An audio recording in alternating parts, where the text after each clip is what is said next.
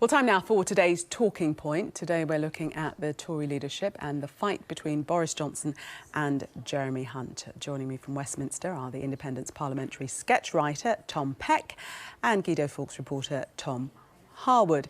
It's not obligatory to be called Tom to take part in the debate this morning, but it does help. Good morning, gentlemen. To you, first of all, Tom Peck. Tom P, we'll call you this morning. Last of the last two, and then there were two. Boris Johnson doing very well, has been throughout, and seemingly in our Sky Data poll, people would trust him more to be Prime Minister. Sorry, there is a Sky poll that says people would trust Boris Johnson to be Prime Minister more than Jeremy Hunt. Is that right? Yes. Blimey, I hadn't seen that. I didn't really know what to say. You have to take that in context with perhaps some other polls, including a poll on Tuesday, in which I think 60% of Conservative Party members, i.e. the people who are going to vote in this contest, don't care if Brexit destroys their party. They just want Brexit. They don't care if it destroys the union with Scotland. They don't care if it destroys the union with Northern Ireland. They just want Brexit. So perhaps the country is going to get the Prime Minister it deserves. If they trust Boris Johnson more than Jeremy Hunt, that all I can say that really does is shed light on what an extraordinary mess we're in. It is an extraordinary time. Tom Harwood, in terms of Boris Johnson, we had heard talk previously of the Anybody But Boris campaign. I mean, that seems to completely have exploded. Absolutely. We now have Boris Johnson with more than half the parliamentary party supporting him. This was an unthinkable situation only a few months ago. It's really quite remarkable how both sides of the party, both the Eurosceptic European Research Group and the more pro-European One Nation Tory side of the party, have both come in behind Boris Johnson as that unifying figure, that person who has a liberal track record, who's delivered for London, who keeps winning elections. He can bring both sides of the party together and has really shown that with the breadth of his support. Tom P, it is quite remarkable how Boris Johnson does seem to have unified the party. Are we reading too much into this? The Tory party, they're divided, but they are all Tories. What they are doing is they have seen in the European elections all of their votes go to Nigel Farage, and they think Boris Johnson can go and get them all back, which he may well do. But what they are doing is something that hasn't really happened in politics before and has the potential to be a quite serious earthquake. They think that Boris Johnson is going out to get their voters from the margins and then bringing them back into the centre. That's not what he's doing. He's rushing out to the margins to meet them, and he won't get them back. He's going to be Prime Minister. While he's Prime Minister, will have to engage with reality. The reality is what Tom's been saying, that he's brought together the Eurosceptics and the Remainers, if you like.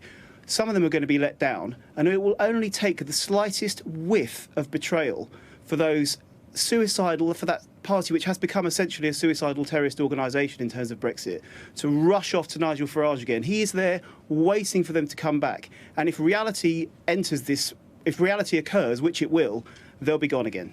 Very strong words. Suicidal terrorist organisation, did you say? Yeah, the Conservative Party is happy for Brexit to destroy their own party. That is a kamikaze mission. Tom Harwood, that can't be right, that the Conservatives are happy to implode? No, absolutely not. What we've seen now is that we have a front-runner in this contest who is uniting both sides of the party and has very clear promises. He's clearly saying that there is the 31st of October as the deadline, a real deadline, a deadline he believes in. He's someone who fought for Brexit. It would be it's going to be, we've had the last 3 years where we have a Prime Minister who voted Remain, who during the general election in 2017 couldn't bring herself to say that she'd vote Leave in a future referendum. We've had that sort of stuttering leadership for the last 3 years. It's no wonder we haven't properly managed to get stuck into these negotiations, haven't properly extracted ourselves from the European Union, haven't left deadline after deadline. Having someone who believes in this project, who's willing to fight for it, who's willing to use the same tactics that Remainers have been using in terms of parliamentary procedure and all of that, we're going to have a clear deadline, we're going to have a clear renegotiation, and we'll be out by the end of October. And that's what's going to enable the party to move on to those other issues, to win back voters across the spectrum, but crucially, putting Nigel Farage back in his box by getting us out of the EU. That's the unifying thing. Tom Peck, let's talk about Jeremy Hunt. What are we going to see from him? Is he simply performing a role of being, you know, the opposition running mate, or is this all for Boris Johnson to lose? Well, what we'll see from Jeremy Hunt is a very polite, very ineffective campaigner, if you like, and I imagine we will see Boris Johnson win by miles. There seems to be this narrative about that, because it's Boris Johnson, he's only one cock-up away from imploding, if you like. But I personally have no idea what that cock-up is meant to look like. He has already been the worst foreign secretary the country's ever had. There's a woman in a jail in Iran who wouldn't be there if he could be bothered to read his notes. He has a disgraceful personal life. I don't really understand what cock-up is going to bring him down. I think he's entirely beyond reproach, and Jeremy Hunt is sort of an irrelevant figure, really. So the keys to number 10 should be handed to Boris Johnson now, in effect, is what you're saying? Oh, they already have been.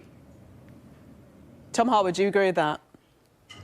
I think it's ludicrous to suggest that Boris doesn't have a strong track record. This is someone who's delivered in London. He cut knife crime by 17%. You acknowledge his mistakes, though. He cut violent crime by 20%. Do you acknowledge he cut the his murder rate mistakes, by 50%. This is, of course, in high office, everyone has made mistakes in the past, but it's how you move on from those mistakes that matters. And where you look at where it matters, where he's delivered, where he's cut crime, where he's cut taxes, in incredibly challenging circumstances, this is someone who has again and again delivered results, but also, crucially, won elections. And when we're facing existential threats of the Conservative Party, when we're seeing threats from the left in terms of a Marxist government in waiting and threats from the right in terms of Nigel Farage, the Tory party is looking to Boris as their winner. He won in London against the Marxist left. He's fought the Corbyn trots before. He knows how to do this. And he won the country in terms of the Brexit referendum, which he led and stood on that debate stage at Wembley and won the crowd, standing ovations, bringing the country together. Tom Harwood. That's what we're going to see over the next 5 weeks. No mistaking who you're backing there. Tom and Tom, thank you very much for joining us for our talking point this morning.